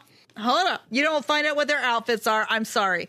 And then they have like a conversation. And we did see this from Pandora's side in Pandora's book. But the weird thing is, in this book, Arjun, by the way, that's his name, the Asian, seems fine. He seems completely chill. He seems like, hi, my name is Arjun, you know? And we find out that Pandora made him.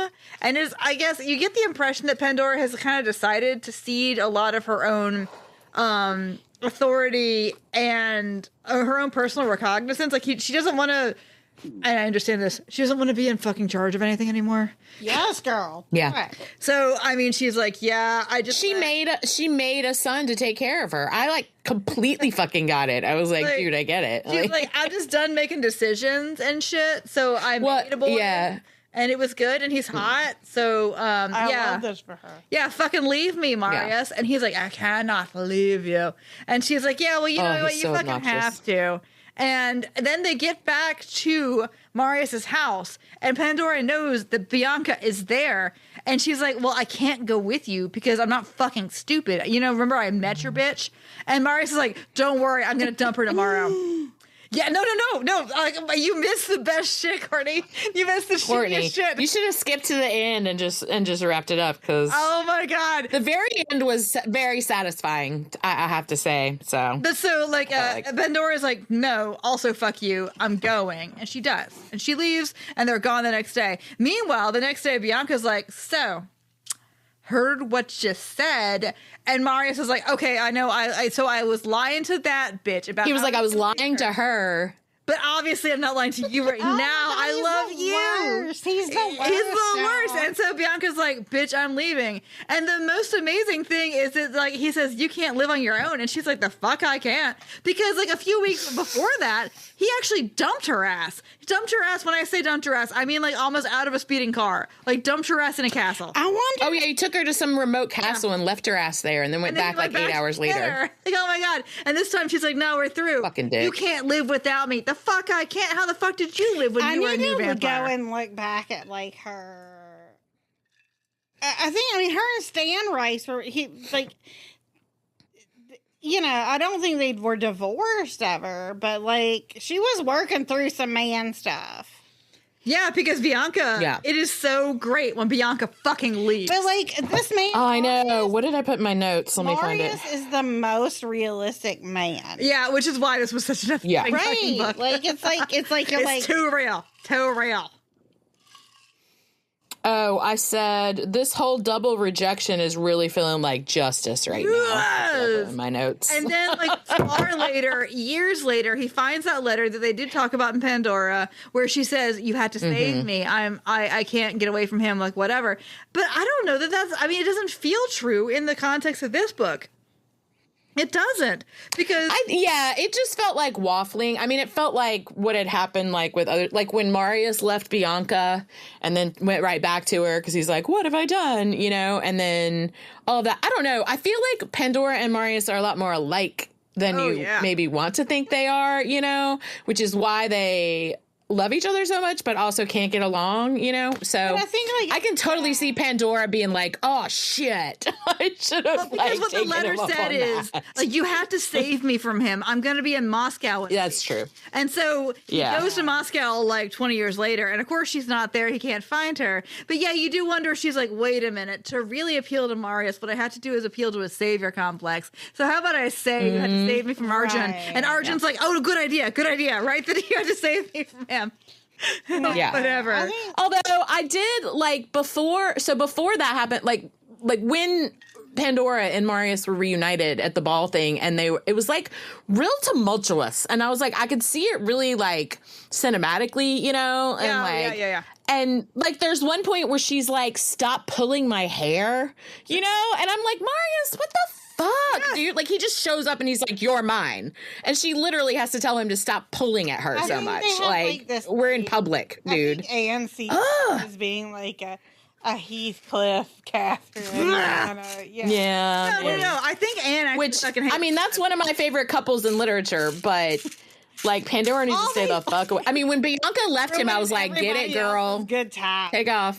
Like, Ugh. all the people who got away from Marius in this, I like wish them the best. I mean, unfortunately for Armand, that High wasn't five. great. But Avikas and Right. Mail and Bianca, like y'all go all live I your best want life. is like I want Armand to get like gotten by somebody. Way this book ends is that Marius speedruns the rest of the Vampire Chronicles. He's like, yeah, I got stuck in an ice cube. Yeah, there was a TV and shit. Got you woke up. Everything happened. There's a big conference. We had a meeting about it. Whatever. Anyway, Thorium. What the fuck is your name? I don't know. Thorn. Have I convinced you with my story about myself and how awesome I am to not want to kill Maharet? And I'm like, what? What the fuck? Is that what you thought we were doing here? Yes. Oh, we were not doing that here. Remember Okay. Maul, who I hated? Yeah, Maul. I hated that guy. Yeah, whatever. So they're like, okay. And then they kind of call a vampire meeting, I guess, because, like, at the very end of it, now we're back in the present day. Marius is done fucking talking, so suddenly it gets interesting again. Finally. There had been this thing way back in the time where, you know, Maharet is always taking people's eyes. Like, Yes. because she hasn't got her own anymore. And they don't last her long because, like, they're mortalized and she's a She's vampire. Pan's Labyrinth. They're dying every time she takes them. Yeah. Yeah. So what he does is, like, they go to this vampire meeting. And they literally wake up in, like, South America. It doesn't even fucking matter. Yeah, it's like caves in the jungle. They just like wake up. It describes Thorn getting out of his casket in a like cave in the makes jungle, no basically. sense. No It's sense at awesome. They all. were in. You didn't read it. No, but they at the beginning of the framing You book. literally didn't read it. You fucking hoe! I read the like. You know what? Here's the thing. You're like, what I'm not gonna have is you be like, what you didn't do is read 10%. So I'm gonna equivocate it to be that you didn't read the other like 90%. But at the beginning, it was like they were they were in the Arctic Circle because that was the thing. I was like, where are they partying? And I was like, I want to know about the nightlife because I registered. And it sounds good. Yes. It sounds like a blast. So why are they all of a sudden now in this cave? That is my question. Not explained. Okay, so yeah, that didn't get missed. In, Yeah, like, the zero explanation. No, zero explanation. But so I guess they've been called for a meeting. Well, the reason they're there is because it's where Maharet and Makari are, That's right, and so like I think we're base supposed to camp. remember. they don't come to you. Yeah. You go to them. You come to them. Yeah, exactly. They summon you. It seems to be that they so I think literally that's what's transported happened. themselves Star Trek style. That's the only thing that makes any sense, and it's wild. But anyway, so they all get out of their coffins. The cloud guy. Yeah, whatever. Well, can they? The cloud gift. There's a meeting, and at the meeting, Thorium is like, you know what, Santino? Thorn. Thorn, like the character from the Bold, the Beautiful. Like Anyway, Thorn and Ridge. he's like, hey, Why Marius. is this- Hey, Marius, are you still mad at Santino? Shut up. And Marius is like, yeah, I still fucking hate Santino because he took my trafficked child away from me, but I can't do anything about it. That I never went Maharet- after. Yeah, Maharet won't let me do anything, and Thorium is like, guess what? Just because it pisses you off. So he's like, No, wait. I don't know, Courtney, if that's clear. Marius wants to kill Santino, who is also there, and he needs to ask Maharet, who is now the queen, well, right? Yes, I know that he's like, Maharet, rules is rules. and Maharet says no, and then he gets pissed off. And then go ahead, Sarah. yeah, and then Thorium goes and just like fire gifts him. It's just because you're mad. And Santino, even though he's like a child of the millennia at this point, just burns the fuck up. And so Thorium's like, hey, bitch, guess what? I killed who him. burns him? Oh, Thorn. Thorn burns him. Mm-hmm. And so Thorn is like, I think there should be a weird guild for this, which is like legit for a Viking. Yes. And like Maharat's like, what the fuck? Yeah, okay, what's your weird girl? He's like, I think you should take my eyes because I'm a blood drinker and you can see out of him better. And she's like, weird, but okay. And then what? Oh, Makari takes them. Remember? yeah, I was Makari right, takes them. his eyes and gives them to Maharet. Also, though, Courtney, when they get there, Maharet is like a Greek muse. Like she's sitting at the loom with her hair, like, or at least that's how I read it. You know, like weaving these strands. Chains. She's That are like the only chains that can hold a vampire. Oh, you yeah, know, so it's that's- very.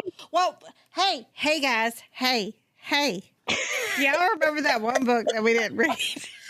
Evidently, this was it.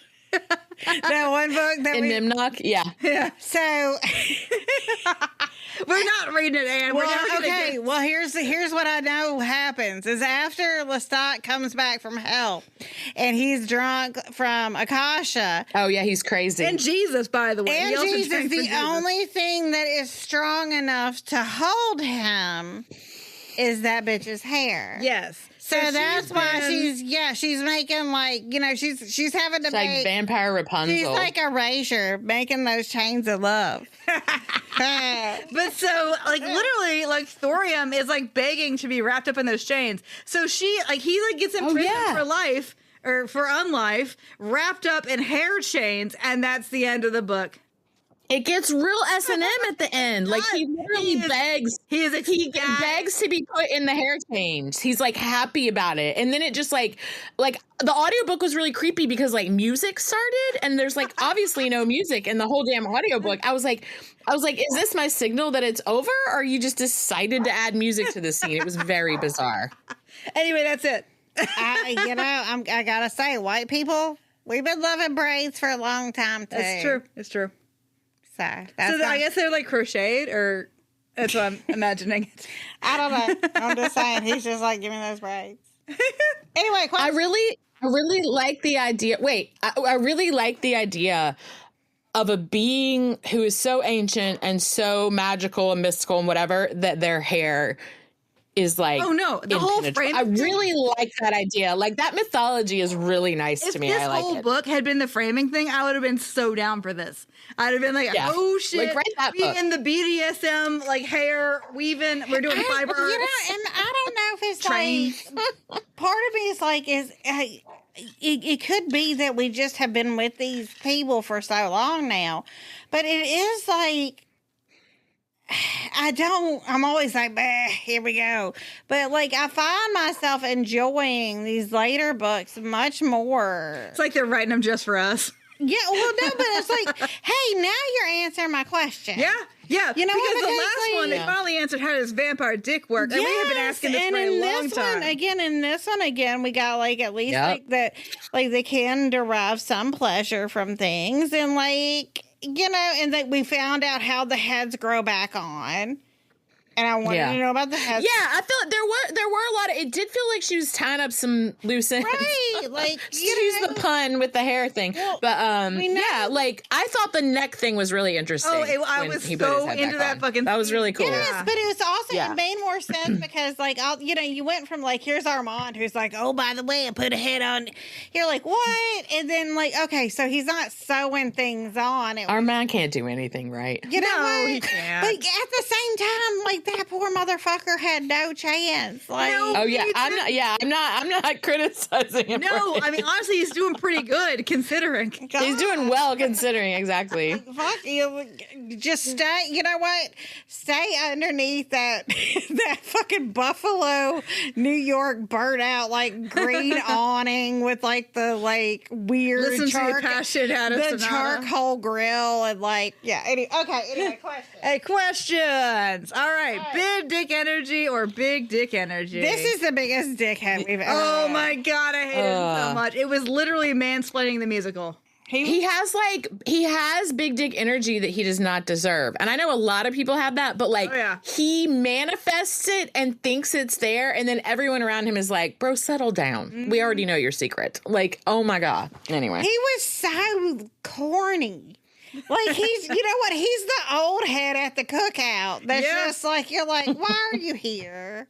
He was the worst, y'all. I hated this man so much. And the thing is, I used to like him. I was so into Marius. Yes, I couldn't wait. I was we're going to get the Marius fat baby on the cover aside. I was so into it. And I was not. And you know what? We kind of got an inkling in Pandora, but then I was this could just be her being but he's grown, right? No, that's what I mean. They don't change. How they're trapped physically. When they're changed, they seem to be trapped mentally as well. Also just except for a few special ones. That's what some of the books are about, Lestat is special. We get it. So, whatever. But But honestly, the scenes of Lestat are there at the beginning of Lestat. He's Anne Rice's favorite. You know? Right. Of course. He's the prodigal son. He's the prince. He's everything. Yeah. You know, absolutely. Here's the thing. You can't have an earth immovable sign. You got to have your air water signs as vampires. Like, because those are your changeable signs. Oh my God. We need to find out what everyone's sign is in the Chronicles. I will fucking. How have we not done that yet? I will throw myself off of a balcony. Well, you'll be fine. Well, you don't have to do it. I'll do it. I'll do it. go. I'm not saying we have to talk about it. I'm just saying it would be funny to do it, and then we could just be like, "Oh, that's such a Virgo, of course," and then we'll just move on. Like we won't explain Here's it. the thing: Lestat the Lion Court is like he's an air sign through and through. I just don't know what air sign. Will you get the questions? Like, All right. Okay, yeah, let's do the questions. Okay. All right. Would you Add horoscopes to the questions. Just kidding. Okay.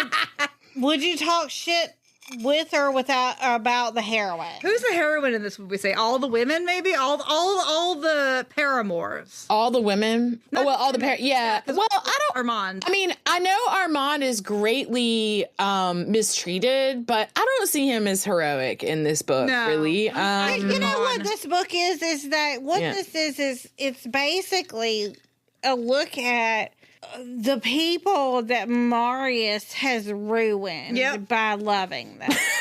Well, except Agree. for Pandora, who I think is doing just fine. No, yeah, but like, Yeah, I think but what I'm Pandora saying is- like, I she agree. was also an adult, but what I'm saying is like, all of these individuals, be it man or woman, be it child or adult, you know what? They're all fucking like, they deserve our respect because they got out of it. Even Akasha. Of course. Even Akasha. Yeah, because this man is Right. the most. Well, she finally had enough. He's like, get the fuck, like, Because leave me alone. He I'm had done. decided who she was all up in his head. And then he even convinced Lestat of who she was all up in his head. And then- got a lot of Okay, so He does the classic nice guy bullshit of being like, oh, well, you know what? Like, yeah, she'll let me drink from her, but you know what? She won't drink from me. And like, that's of course just, not, because you're a red flag fucking fucker. Yes, that's just like a woman. You're a walking red flag. Like, oh my God. I hate him. Anyway, so- I'm sorry, Clara. Is the question, no, I'm also interrupting you. I just want to know, is the question, we would talk shit with them or about them? Yes. Usually, with them. Yeah, usually Yes. it's like we would have like in our mind. Well, that if would you be- asked Marius, he would say that the whole thing is a love story about Pandora. That's what Marius would tell you, because Marius likes to think about the one who got away rather than doing anything with his fucking life. I would say Right, he's never happy with what's right in front of him. Yeah. I would get say it. Yeah. Bianca, because Bianca maybe is our Yeah. most fleshed out female character in this. Like, I think so. Yeah, as a- everybody else gets killed or disappears. Zenobia as our disappears. heroine, like that maybe she could like pass a little bit of like a backtailed bitch, not really. Well, but, yeah, like, eventually she finally says, you know what? No, I am done. Well, yeah, I mean, she's the only one who grows. Like, at the beginning of her transformation, she's very meek and very scared and doesn't want to go anywhere or do anything or whatever. And then by the end, she's like, fuck you, I'll live by myself because it's better than being with you, Yeah. you piece of Because I did hear everything you said to your old girlfriend. I think it's really Right. interesting that Marius, like, here's the thing: Marius's taste is impeccable, but Oh, he, yeah. like, you know, he fucking Yeah. he can't keep it. Like, he just can't. The second anybody shows any agency or does anything that he Right. doesn't like or whatever, he's repulsed, or he's like, well, I couldn't possibly go after, like, whatever. Like, how about you go and talk to our fucking Bond? There's something about, like, again, like, that I think is so interesting that we all keep coming back to, like, and it goes back to our first question with the big dick, like, out of all, like, she writes a lot of nonsense things and, like, characters that, like, yeah, we, like, what, but there's something about this fucker that's so rooted in reality that, Yep. like, it really has, like, all three of us, like, So off-putting. has triggered us. You know what? You know those people who, like, when you have a conversation with them and you're trying to, like, literally connect to another human being and you're asking questions and getting to know them, and they ask you a question and then they don't listen to your answer, like, at all. They're just waiting like for keep their on turn talking to whatever. talk. Yeah. they're waiting for their turn to talk. And that's like obvious in this book because he's like, let me tell you a story about my whole life because you'll be so fucking interested. Like, that's who Marius is. He's like into the chase. He likes it when he doesn't have it yet. And then once he has it, he's like, now I'm bored. Well, and like, squirrel, said, you know, like, let's do this. When Bianca's like, I'm leaving, he's like, but remember all the conversations that we had where I talked all night and you listened? Like, yeah, I do fucking remember that. There's the way that he. Yes. You know what it is about him? He reminds me of one of those characters from like, he's like one of those professor characters that like is too pretentious for his own.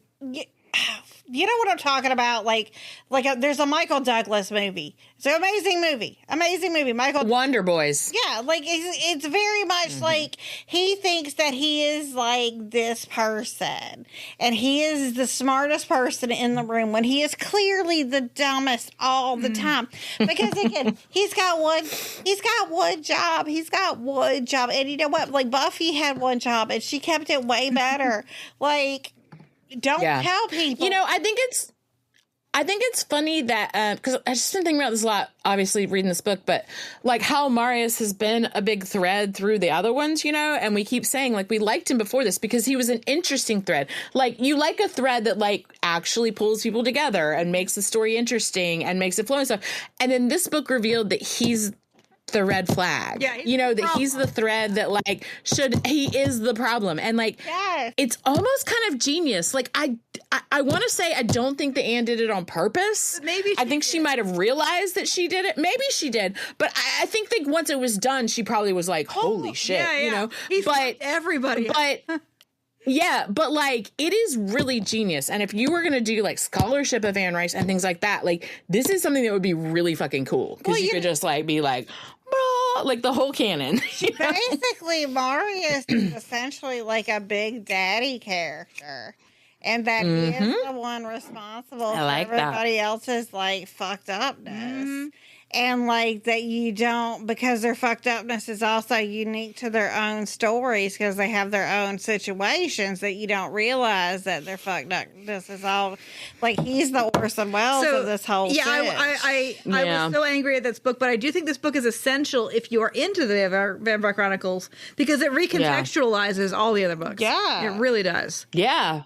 Yeah, I think so too, and I find that really interesting. I think it's like at this stage of the game, you know, because like that's what I was just saying. Like, if this book didn't exist, I would continue thinking like, oh, Marius is he's one of those like like you said, like Forrest Gump characters who is everywhere and pops up and you like him. And then she could have kept going forever. I mean, as long as she could. 2 books ago, we're talking about like vampire cruise ships. And now, like, we're really, like, in it. And we're talking about how Marius is, like, basically, like, the whatever for patriarchal, like, trauma. And, like... Yeah. The poster boy? Yes, he is. Yes, but, he is. like, all his branches of all these, like, people who, like, like, all of his decisions, like, in this Faulkner-esque, like, Southern Gothic way. All right, let's move through these, because we can't be this long. Next question. Back down to bitch. None of the women are ever allowed to talk to each other, which is, as I think about it, kind of frustrating, right? I want Bianca and Pandora did actually have a little discussion about a man, but I want Bianca and Pandora to sit down over some coffee and talk about shit, but they don't. Yes. So it actually flunks. Not when Marius is around. Oh, no. So he's never going to let two women talk over him. Here's the thing. I don't know how, like, I think what is interesting is, like, I agree. But also with Armand, and especially, like, new vampire Armand, and if we're looking at genderless, like, whatever, like, he really had this, like, deep connection with Bianca that was true. Like... Yeah. And again, they were a far better match as equals, which I'm sure Marius did not like, and that's why... But again, we don't get those scenes. Like, I'm sorry, I didn't mean to interrupt. No, but we got those in the Vampire Armand. Right, but I guess I just like, and I'm not. You're right. Not in this book. And I don't want to call him like a heroine. I just think he might be our most like maybe possibly non-binary character. So like, I think it's important to like talk about his relationship. No, I think that this is like relevant to this question. Yeah, like the thing is, unlike in Yeah. other books, when Marius has his perspective going, you can't even get a whisper of other people's perspectives, like what might be happening outside of Marius' immediate viewpoint. Like, it's not even, which is not the case. That's like the whole problem. Yeah. That's what we keep saying. He cannot imagine another person having their own real lived experience. Right. Yeah. Thank God he wasn't a main character in another one of the books. We wouldn't know any of the stories. Right. So, keep it. We'd have no idea what happened to Lestat. Just moving. When it comes to consent, is this book more Robin Thicke or Marvin Gaye? It is Robin Thicke all the way. This book is gross.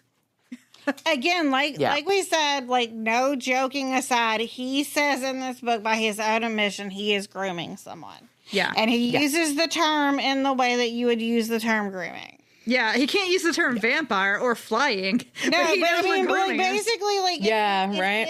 It is an admission of knowing that you are doing something like this. And the way that he talks about virgins is the grossest thing. Yeah.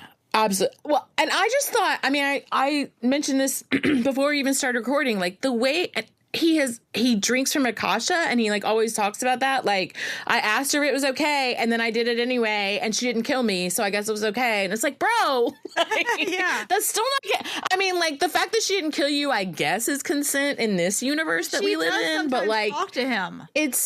It's still very icky to me, that he's just like, he feels like he's owed that, you know? And so he just takes it. And the way that he talks about both her and Enkel is just gross about the whole thing also.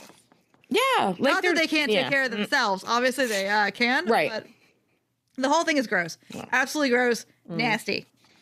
How badly are you judging your mom off for reading this book? I cannot imagine any relative of mine getting this far into the series. She would not have seen that fat baby on the cover and been like, that's going to be part of my erotic, like, art. Yeah, no. My mom probably would never have finished this book. She'd read, like, a few chapters and been like, I'm bored. Yeah. I don't think it just, doesn't work. She might have been with it for thorium, and then when we start talking about Marius. Yeah. Did you ever, like, I had to, like, back pre-poured, like it was all my grandma's art books. Yeah. For like when I went to the Louvre, here's the book of like somebody pinching a nipple. Like, yes, that's it. Give it to me. The P volume of the World Book Encyclopedia had paintings in it, which had some naked people. Yes, we love the people. Oh no, very I was very interested in that. Would Florida ban it? Oh yes, and partly correctly. Because, I mean, so I know they like to talk about groomers, and what they mean is just queer people, and that's monstrous. However, there's a groomer in this, and it's for real, and it's nasty. So, you know, like that, they would incidentally have banned it. Got some advice from a woman that pre-barbecuing her, he was like, hey, I'm about to burn you. But she's like, you know what? I got some good old Istanbul/Constantinople advice for you. Get them while they're young. And he was like, you know what? Thank you, ma'am. I'm going to take it to heart. And like, he led with that shit. And like, y'all, it is so bothersome. The way that it is described in this book is deeply upsetting. Like, it is leaned in on. Like, she was like, you know what? He's just going to be a creeper.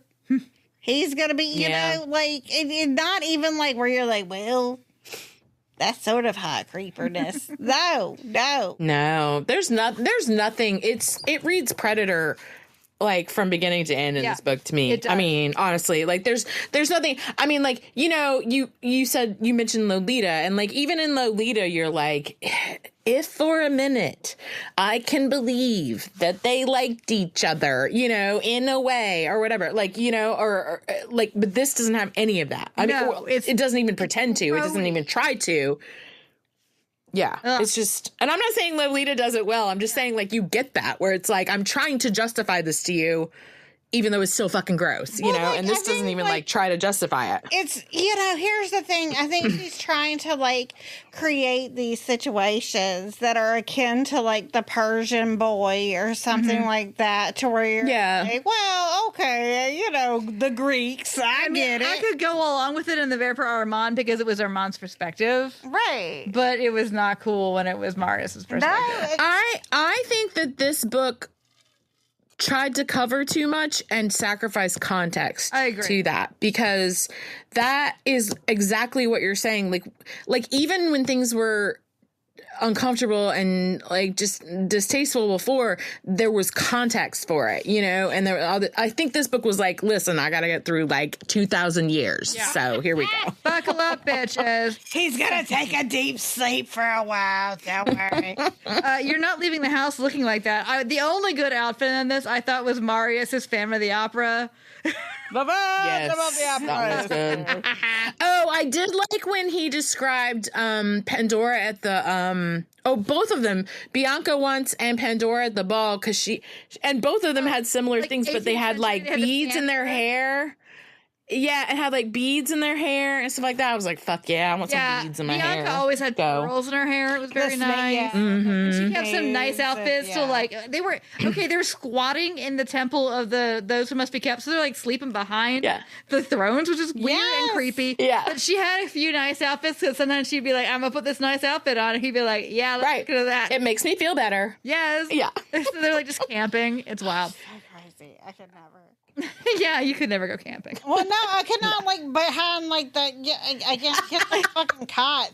You know they're not looking at you. They're looking straight ahead. It's the principle. I would be walking in there and, like, drawing mustaches on those bitches so hard. Ankle would have killed the fuck out of me. I would have had no patience. I know. I would have been taunting them so much. Oh, here's my ass. Yeah. I would have let them sunk. Yeah, I would have too. I kind of think it's a two. Here's the Marius Trench, bitches. Enjoy making some new anglerfish. Yeah. Yes. Okay. Well, they could get at it, though. They don't know about it. He wouldn't know. It wouldn't matter. He wouldn't know that anyway. Would your 12-year-old self have dogged any pages? No. Okay, but I will say, I did take, because these books, the reason that we all got into Twilight so hard is because Anne Rice. Sorry. Because Anne Rice didn't tell us where the penis went or how it worked. So I was like I said at the beginning of this whole thing, is like Marius was like into some business, and I'm not saying to what extent, but it's the first time that we've heard about it from like a vampire being like, yeah, hey, you know, I got pleasure. It was good. It was good for me. Yes, like, and so like that, I took satisfaction out of that, because again, like in the earlier books, she did such the like the euphemism talk where you're and like, the rubbing the chest was a big thing. where you're like, what the fuck? Oh God! And Pandora it started, right? Like and she's like, hey, you know what? They bone. Yes, they bone. like she finally. Well, you know what? We should look at her fucking oeuvre and see when the porn writing started. Because I wonder, because I mean, like, I have read some of the porn, and it is fucking dirty, and I love it. I would happily read it and talk about it on this podcast. An analytics of like, each book, the word, of Sleeping Beauty. Let's go, or whatever it's called. The words she uses in each of the books, like, yeah. But I guess that's what I'm saying is I wonder. I really don't know where these things fall, you know, like in her career, and so I might be totally wrong. Like she might have been writing porn since before she did any of the rest of it. I don't know. Actually, she was. I feel like this is when she started writing about Jesus. Okay. Because all of a sudden we're talking about it's just so weird to me that she would write books like this that so obviously avoid the sex, you know, in any like blatant penetrative way or anything, and then you read the porn and you're like, Jesus it is Christ. Like it is wild. I found the Christianity in this one really interesting because it was like from such a historical perspective. And like talking about this weird little cult, and Constantine, and but like it was. I thought that was interesting, and like seeing it over time and seeing how like the art changed and stuff. Like, no, I wish that honestly, I feel like they wasted the history in this. Yeah. You know? Yeah. I was just going to say the same thing. Imagine if we liked Marius. Yeah. And it was historical that way. Oh my God. We What a would love great it. book it could have been. Yeah. Where it wouldn't have been like us rolling our eyes at Botticelli. Yeah. It would have been him hanging out with Botticelli. Michelangelo in the Okay, Sistine yeah, Chapel, you know? The So, Botticelli thing was so funny because, again, it was so Forrest Gump meets Elvis. Yeah, it was. yeah. Oh, yeah. So- in my notes, it says, of course it was fucking Botticelli. Anyway, It wasn't go some ahead. guy you've never heard of whose stuff didn't Right, survive of the course roll not. or whatever. No, of course not. Should a human being in the year 2025 read this book? If you are into the Vampire Chronicles, No. I think that this does inform the rest of the Vampire Chronicles. This should never be your first book. Here's the thing. I think what I would love to see, and again, I need to go back and give the series like another like big chance because like this Lestat is like closest to my Lestat, and I want my like good like rockstar Lestat vengeance. But like here's the thing, this bitch has given. She's the hardest working, but like all these like dragon people who are loving the dragon show, like need to take note because that man wrote like what, like 7 books, and he's like I'm Yeah, there aren't that many. and he's like He can't finish the next one. Yeah. I'm worn out. That's just like a man. She started in 1979 and was churning. She had Atlantis Yeah. as part of it until she died, and like she has given you the material. And has given you everything you asked for. I'm sure people are asking for a Marius book. Well, this is what you get. I hope you're happy. And here's the thing, like, Yeah, I hope like, exactly. I She's like, I can't think of more of his story. you know what? I say this, like, I go into this, like, really looking forward to doing this and shitting on it. But this one, I think, really has put a lot of it into, like, a new perspective and really made me appreciate this whole, like, fucking kind of cool, like, art challenge that we have inadvertently taken upon ourselves. So, like, Yeah. Like, just imagine if there's only, let's say there's 15 important immortal people, and you're just going to hang out with these 15 immortal people for the rest of history. One of them is a giant fucking douchebag. What would that do? You know? I mean, honestly, isn't that what this book is? You know? Like, one of them, the one that has the biggest job. It's just like every time he shows up, you're like, oh God, it's Marius. Of Yeah. course it is. Like- and then you like have a really good time with him, but about 6 hours in, you're like, I've had enough. Yeah, We're yeah. good. Like, Like, he's I'll like- see you in 100 He's years. like the bro. manager of something. Like, he's like the quartermaster or whatever. did you see my Botticelli? Have you guys heard of Botticelli? You know, I liked him before he got into all the religion things. Oh, okay. I will say, like, one of the things I really did appreciate in this, I thought it was really cool to watch the, like, evolution of language, like we talked about vampire, and, like, the evolution of, like, him not being, like, when Santino tries to step to him, he's like, I don't give a shit about your God. Like, that's not my... I'm fucking Yeah. Roman. I don't care about but your it God. was like, Yeah. yes, this is like... No, I did appreciate that. Like the way he talked about Christianity, like this is just a fad. It'll pass. Yeah, like, right, don't but worry it was about like it. that felt so cool, and like I love this aspect of It her. felt like how a genuine immortal would actually approach right. things. I love Yeah. this Yeah, aspect of her writing. Like, I don't care about your religion. What? Fuck you. I mean, like, since the emperor died, Yeah. I don't give a shit. Right? He's like, what are you talking about? He's like, I'm thousands of years old. I don't go to church. Do you go to church? Also, Akasha was his goddess, so he didn't give a fuck about any of the I others. was here when they were worshiping like dirt worms. Like, Yeah. come on, sit down. I suppose the other kind of worms. So this has been our annual Anne Rice-a-ween, which is now Anne Rice Giving, because we're so thankful we don't have to spend any more time with fucking Marius.